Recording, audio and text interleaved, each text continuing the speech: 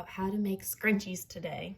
I have pre-cut out a piece of fabric. This is a Liberty of London fabric, which is a cotton lawn, so it's quite light, thin, good for making scrunchies, but you could use a wide different range of textiles.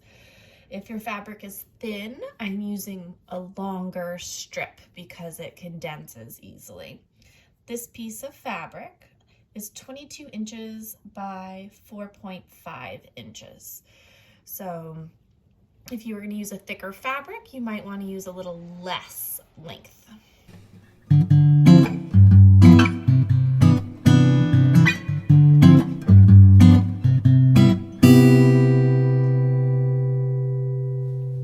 This project is great because you really won't need too many things. We will need some thread and a needle. If you have a sewing machine, that is great. You can use that too, but otherwise sewing by hand is definitely an option. The next material we're going to need is an 8-inch piece of elastic.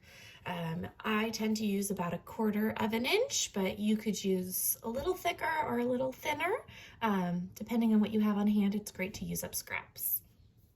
We will also need some pins to hold the fabric together. Not too many, around 10 should be plenty. Last but not least, we need a good size safety pin to thread your elastic through. The first thing we are going to do is take our fabric, and I apologize for it being tight quarters, but we are going to fold it. We call that a hot dog, right? If you learned that in elementary school, not hamburger. We are going to fold it so our right side of the fabric, which is the side that you want to see when you're finished, is going to be on the inside. So we will be looking, when this is folded, hot dog style, you will see the wrong side of the fabric. I'm just going to pin it every 4 inches or so. You could go a little farther apart. Not too crazy.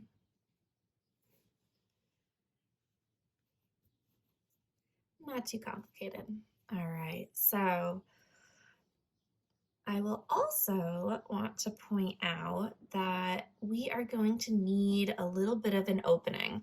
I've already pre-put 2 little snips here, but you can just leave an opening.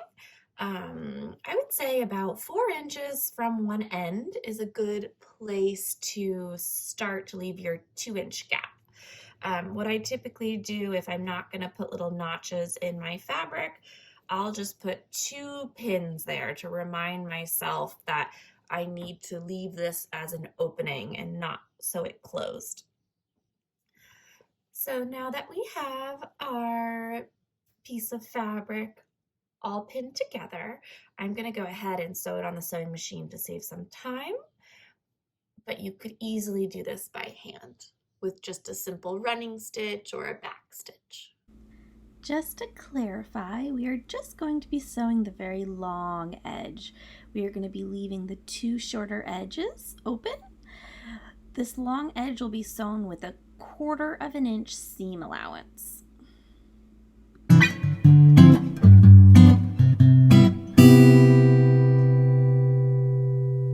All right, so I have now sewn this on my sewing machine, and I have left that 2-inch gap right here, which is very important because eventually we'll need something, a little bit of space to be able to turn it inside out.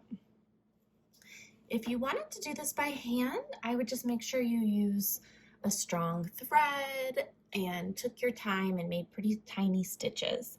All right, so let's get turning it inside out. We are going to take the end that's farthest away from our 2-inch opening. So I'm going to grab this side.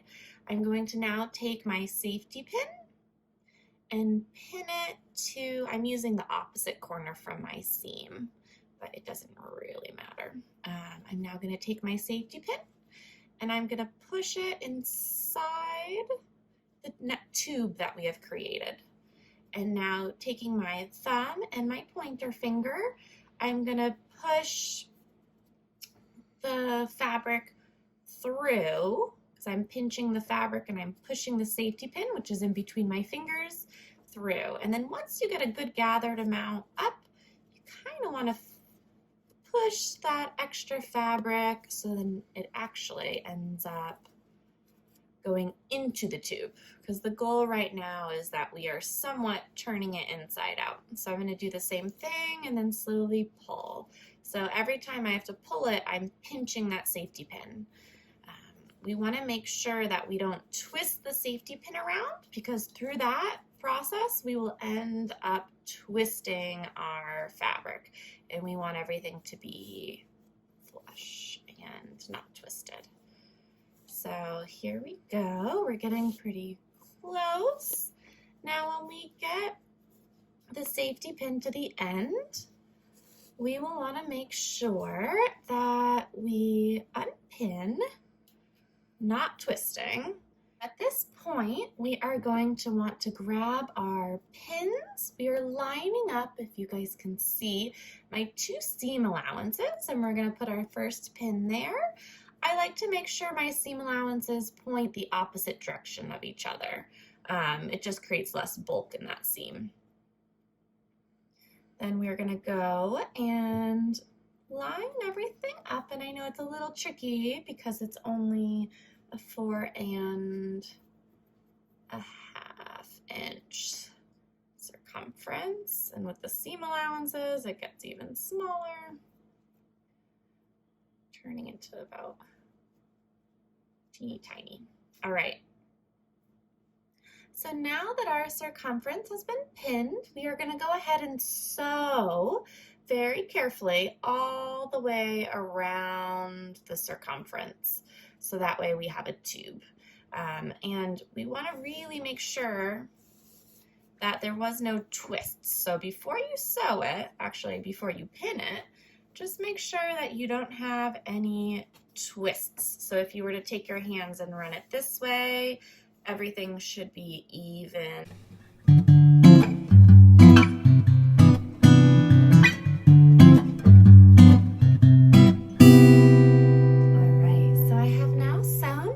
Circumference all the way around, and I'm gonna now take my fingers and reach into that 2-inch gap and start to turn my scrunchie inside out. This is kind of the magic trick part. You wouldn't think that it would turn inside out, but it does. So now we have a beautiful scrunchie that we just have to thread the elastic through. So looking at that, easy peasy. So let's go ahead and we are going to grab our elastic. We are going to take our 8-inch piece of elastic, and what I like to do to make my life a little easier is on one side I mark a little X, and what I do is I flip the other side of the elastic over and I mark a little X. It's one more step, but it gives me some peace of mind so I don't end up with a twisted elastic piece. So I'm going to take my safety pin and stick it through my elastic. I'm also going to take one of my pins, and once I find that little hole again, there we go.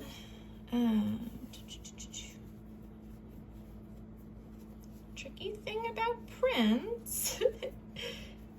There we are. Okay, so what we're gonna do is I like to pin my elastic facing the direction that I plan to be going, so that way when I place it into the tube, I don't have to worry about losing that other tail end. So I always pin that down, but it is important to make sure it's going the same direction that you plan to be running your safety pin through. So through the same process that you turned the tube inside out, we are going to do the same here by pinching that safety pin and kind of scrunching all the fabric behind the safety pin and then pulling a little bit to push all that rest of that fabric. So we are going to go all the way around, and once we get that closer to that hole, and keep in mind, we don't want to twist this elastic, because otherwise you're going to end up with like an infinity elastic, which is just a disaster.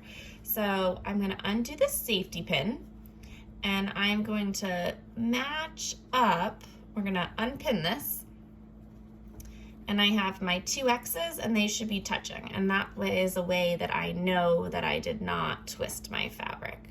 So I'm gonna put the little safety pin on here, and I like to double check. So you can kind of tell if you run your fingers through like this if anything is twisted, and my elastic feels fine and the fabric isn't twisted. So everything is coming together. The next step is that we are gonna very securely sew this elastic together. Why we want them overlapping is because it's less bulk and it's just a little neater. So I'm gonna go ahead and sew that, and I'll be right back. All right, you guys, I have finished sewing my 2 pieces of elastic together. I've overlapped them about that 1/4 of an inch. You could do, I left about a 1/4 of an inch seam allowance on the pattern, but you could always make it a little larger if you're more comfortable. But the longer it is, the bulkier it gets. So I just stitched back and forth, and it does not have to be neat because it will be hidden. Just make sure it's secure and you will be set. So the next step, which is the last step, we're almost there, is we are going to be sewing closed this 2-inch little gap. I always find that it's helpful for me to make it look like it's totally closed, just like this, by pushing that seam allowance in and then finger creasing or using an iron. Finger creasing, just running my nails, putting a little pressure there, so that way it gives me a cleaner line of where everything should line up. Once I have that, I'm going to grab my needle and thread, and today I'm going to be using a contrasting color because I want it to be visible for you guys what I am doing. So I've gone ahead and threaded my needle, which if you are not familiar, you can certainly watch my other tutorial on how to do that. We are gonna do what we call a ladder stitch or a blind stitch. It's a great way of hiding your seam, well, hiding your stitches and creating a seam that is not visible. So I am going to take my needle, and we have the two sides of our seams, right? And we have our little bit of a 1/4 of an inch seam allowance, which is what we left when we sewed the rest. I hide my knot underneath one of the seam allowances. So I just go under, and then I came right back up. I'm now gonna take my needle and I'm gonna go through.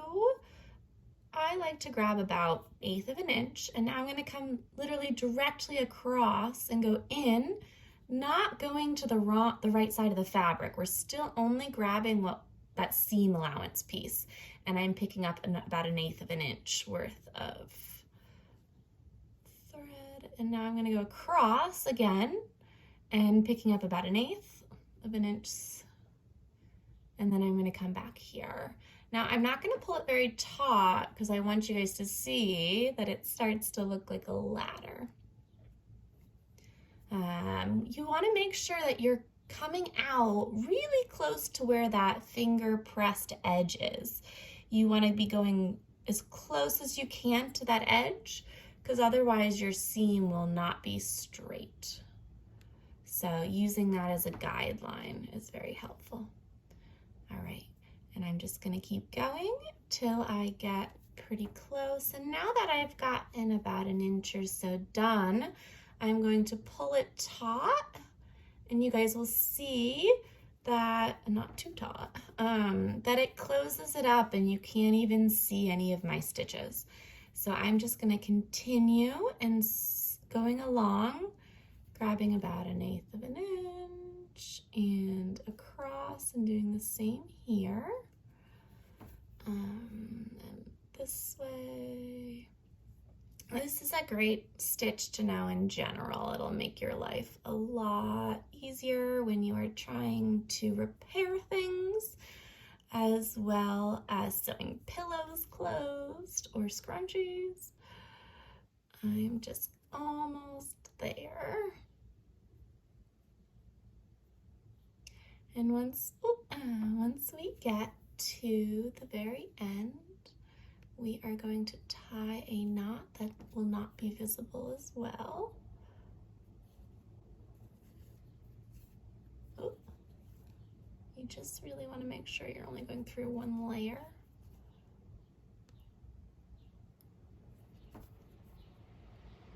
All right, so now I'm at the end. I'm gonna pull it fairly taut, just not gathering it, but just making sure none of my seams are showing. So even if it opens up this way, you want it taut enough that you don't see your stitches. So what I'm gonna do next is I'm gonna stitch into pretty close to where our seam is, actually adjacent to the seam. I'm gonna pick one tiny, about an eighth, maybe even a little less, 1/16, and I'm gonna pull my needle through that loop. And I'm gonna do this maybe twice. The second time I tend to like to wrap my thread, that loop, around the needle. That adds a little bit more security. Making sure when you pull it, if you guys can see, you're creating a knot right at the base. Now I'm going to take my thread and go into that seam and come back out about an inch. What we're doing is we're pulling that knot to the inside of the seam so then it's not visible. After I do that, I'm going to take my scissors. I'm going to pull slightly on that thread and trim it. And because I created that tension, the little bit of a tail is now hidden on the inside. I hope you have enjoyed, and I hope you have a lot of fun making scrunchies. It's a great project that doesn't take up much material, and you certainly don't have to have a sewing machine to make a bunch.